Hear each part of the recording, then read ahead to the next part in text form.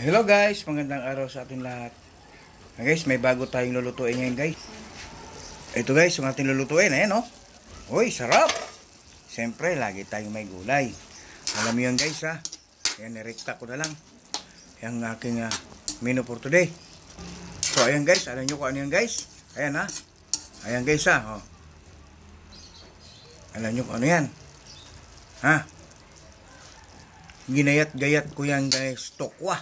Tokwa yan guys. At saka yung gulay natin na pichay. Yan guys.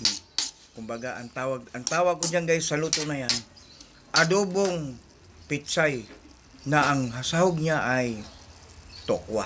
So ayan na guys ha. Yung ating pananghalian ngayong araw na to. So ayan ang ating bagong minong na luto ngayon guys. Pero bago ang lahat guys, nilalambing ko kay lahat. At ako'y naglalambing muli sa inyo. Nasana itangkilikin nyo muli ang aking mga video, ang aking mga vlog, no? Kahit sa mga gantong bagay at pamamaraan ng aking pagbablog. At sa mga hindi pa nakasubscribe dyan, lalambingin ko kay guys, oh.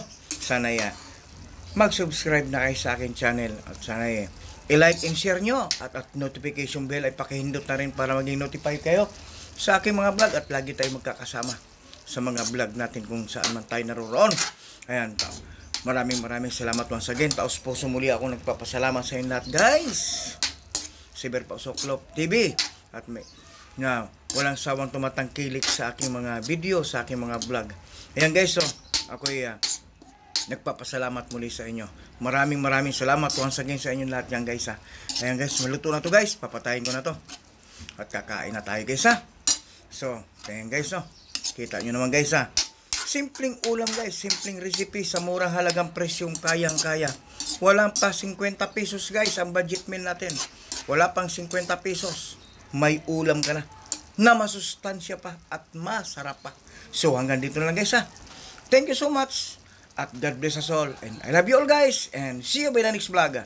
Bye bye.